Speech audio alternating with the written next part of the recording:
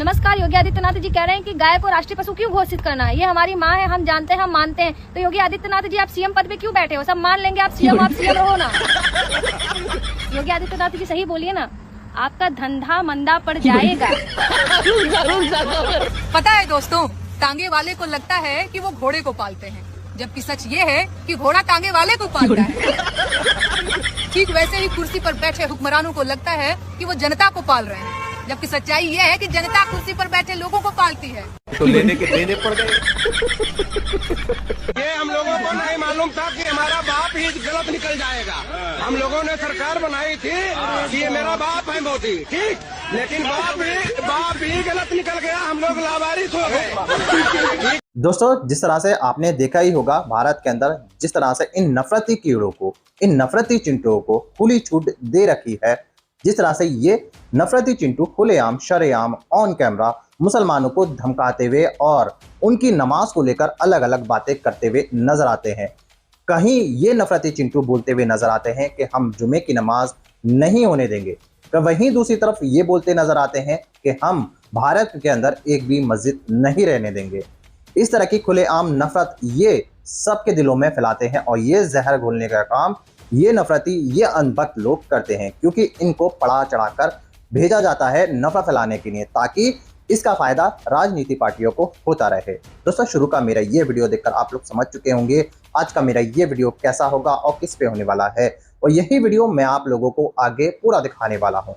इसलिए इस वीडियो को अभी बीच में छोड़कर मत चले जाना और इस वीडियो के बारे में आप लोगों की जो भी राय हो वो मुझे कमेंट कर जरूर बताइएगा। दोस्तों, मुसलमान चाहे कुछ भी कर ले, मुसलमान कितनी भी इंसानियत की बात कर ले, मुसलमान कितना भी मदद कर दे, मुसलमानों के दिलों में लोगों की मदद के लिए कितनी भी जगह हो, लेकिन दोस्तों ऐसे नफरती कीड़े, ऐसे नफरती चिंटू आपको चैन से जीने नहीं देंगे।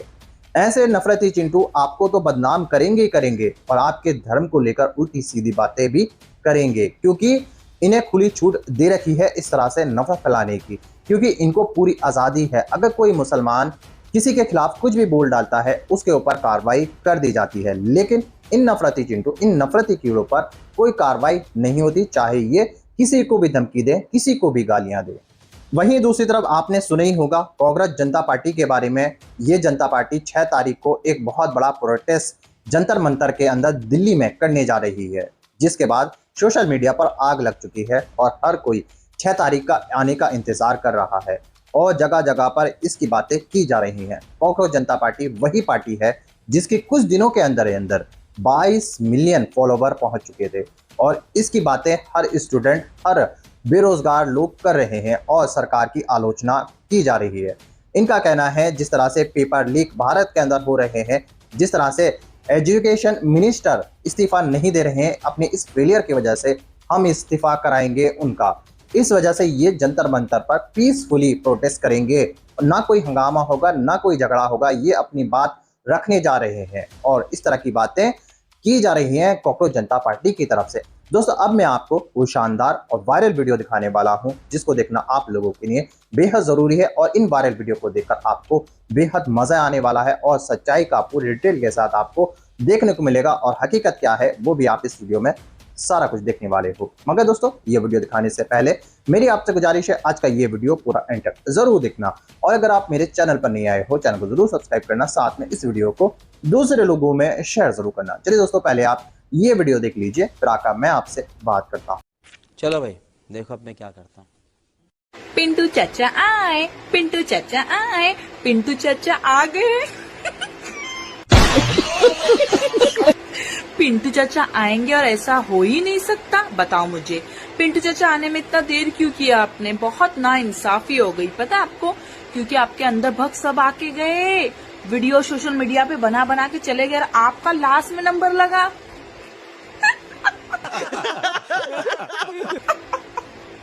क्या पिंटू चाचा, आपके वारिस, आपके बच्चे सब वीडियो बना के गए, आप इतने, मतलब आप तो उनके गुरु हो ना, तो आपने तो पहला आना चाहिए था पिंटू चाचा। तो पिंटू चाचा का बयान आ चुका है। पिंटू चाचा क्या बोल रहे पता है आप लोगों को? पिंटू चाचा ने अभी बयान दे दिया है, आने के बाद में भड़काऊ भाषण। पिंटू चाचा बोल रहे क्या मुसलमानों की मस्जिदों को मुसलमान की मदरसा है और यहाँ पर एक भी जिहादी दिखना नहीं चाहिए, मतलब अब्दुल अब्दुल अब्दुल, और अजान की आवाज नहीं आना चाहिए। ओहो, क्यों तेरे बाप के दहेज में लेके आया था तू मुसलमानों को? कितनी मोहब्बत है, देखो देखो देखो लोगों, दुनिया वाले देखो कितनी मोहब्बत है। अरे भाई, मतलब एक ही हिंदू मरा है क्या? समाज में इतने लोग मरते हैं, तब तुम कहाँ जाते हो? पिंटू चाचा पिंटू चाचा ने हाथ धो के पीछे पड़ा है, पता है आप लोगों को? क्योंकि फेम मिलना नहीं चाहिए क्या? फेम तो मिलना चाहिए पिंटू चाचा को, है क्या नहीं? पिंटू चाचा वो अकेला हिंदू।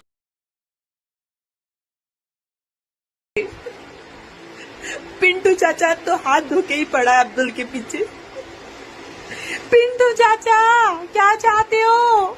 लेट आए, पिक्चर खत्म हो गई। क्या चाहता है तू पिंटू? हाँ?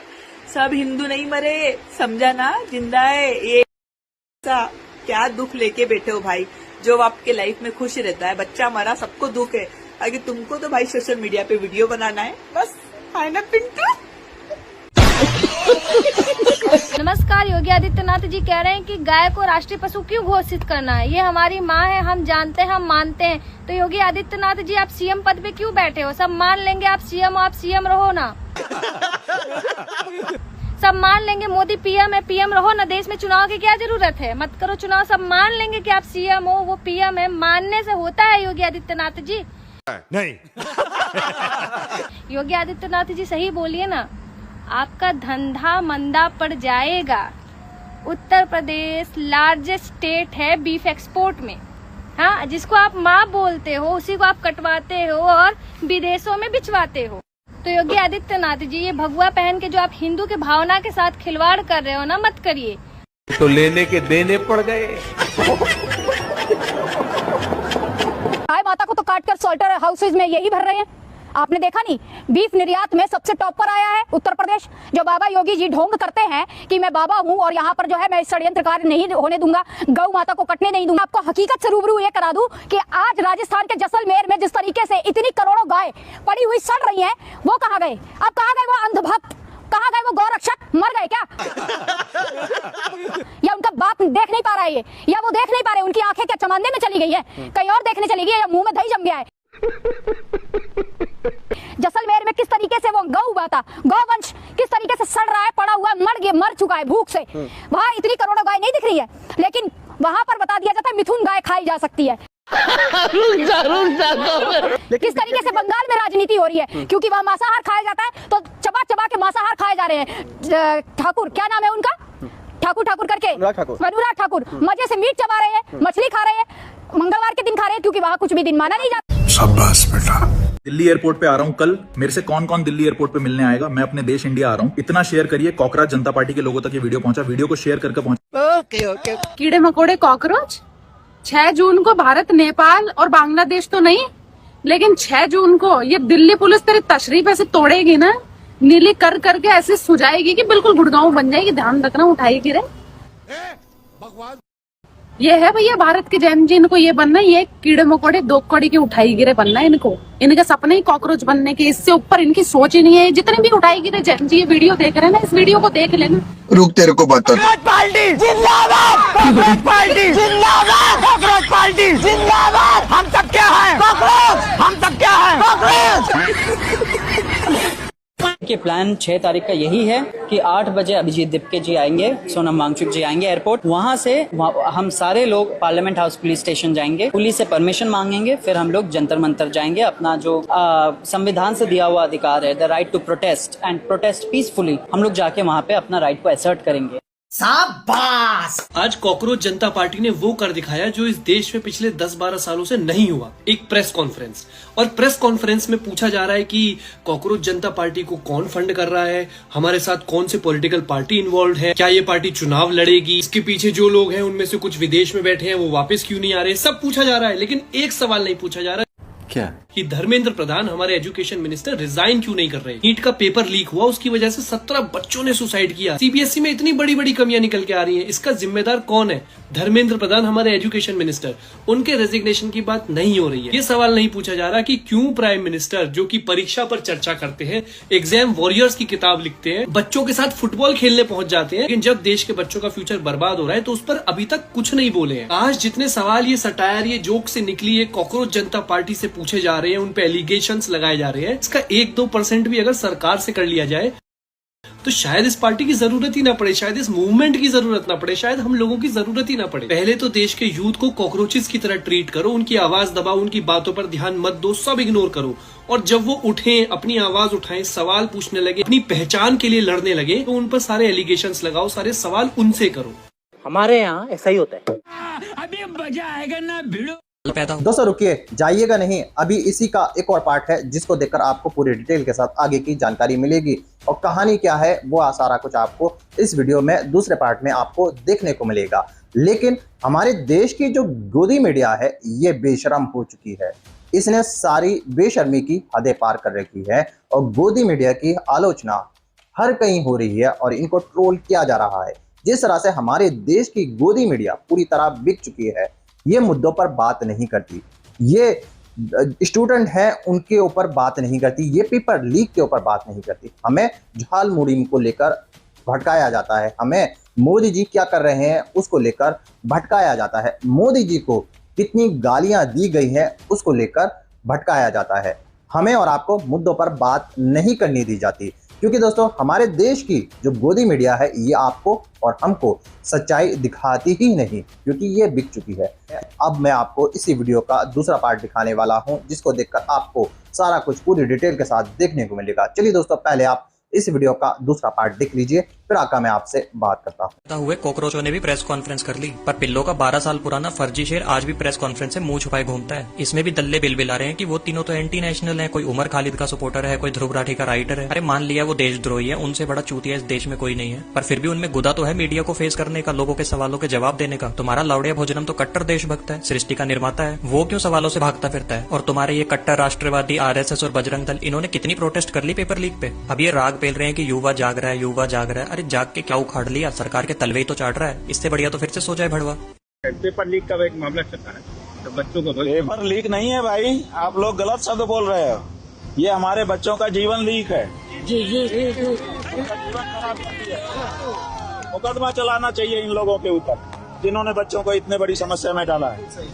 जितने बच्चों का पेपर लीक हुआ है, हमारी सलाह है कि वो सब लोग अपना जैसे थोड़ा पैसा खर्च किया वैसे थोड़ा पैसा और खर्च करें, सब लोग कोर्ट में जाएं कि हमको इतना बड़ा धक्का जिन्होंने दिया है, जो लोग इसके जिम्मेदार हैं उनको सजा दीजिए। पेपर लीक है, हर साल हो रहा है पेपर लीक, विश्व रिकॉर्ड बना चुका भारत पेपर लीक में, और वो भी थोड़े दिनों में। ये क्या मजाक है? बच्चों के भविष्य से आप खिलवाड़ कर रहे हैं, ये ठीक नहीं है। हमने मुसलमानों की चूरी टाइट करने के लिए भारतीय जनता पार्टी को वोट किया और कहा कि सारे हिंदू बीजेपी को वोट करिए, लेकिन सारा का सारा नुकसान उठाना पड़ गया। और यह आदमी फपक फपक के बच्चा की तरह रो रहा है और कह रहा है कि हमसे बहुत बड़ी गलती हो गई। हम लोगों ने कहा कि नहीं, हिंदुओं की सरकार बनानी है, दिल्ली में रेखा गुप्ता मुख्यमंत्री है और उनके इलाके शालीमार नगर में मकान तोड़े जा रहे हैं, बुलडोजर चलाया जा रहा है। मीडिया से बात करते हुए यह आदमी दीवाना, जिसकी बाल और दाढ़ी का ठिकाना नहीं है, ये रो करके कह रहा है कि हमने मुसलमानों की चूरी टाइट करने के लिए हिंदुओं को विधायक बनाया, मंत्री बनाने के लिए वोट डाला, और आज हमारा ही घर पे बुलडोजर चल रहा है, हमारे ही मकान टूटे जा रहे हैं, हमसे बहुत बड़ी गलती हो गई। ऐसे ही लोगों के बारे में राहत इंदौरी ने कहा था कि लगेगी आग तो आएंगे घर कई जद में, यहां पर सिर्फ हमारा मकान थोड़ी है, मजा लीजिए। जय भारत, जय श्री राम। हमने बहुत से लोगों को देखा जिनके घरों में खाने को दाने नहीं है, और वो 500 रुपए लेकर के कहते मोदी मोदी मोदी। आज कहाँ गए वो? आज मैं अभी यहाँ से जुलूस लेकर के चल दूं और 200 रुपए लोगों को दिहाड़ी के दे दूं तो मेरे पीछे चलते गए फरमान फरमान फरमान। तो मैं उन लोगों से कहना चाहता हूँ कि इस काम को करना छोड़ दो, वोटों को बेचना छोड़ दो। जो लोग ये कहते हैं कि हम वोट खरीद के और इन पर राज करेंगे, तो जब तक पब्लिक वोट बेचती रहेगी, जब तक नेता ऐसे ही करते रहेंगे। दोस्तों देख लिया आपने ये सारे वायरल वीडियो। उम्मीद है ये वायरल वीडियो जो कि सोशल मीडिया पर वायरल हो रहे हैं, इसके अंदर आपने देखा होगा कि सरकार की किस तरह से तारीफ की जा रही है, यानी किस तरह से आलोचना की जा रही है, किस तरह से ट्रोल किया जा रहा है महंगाई को लेकर।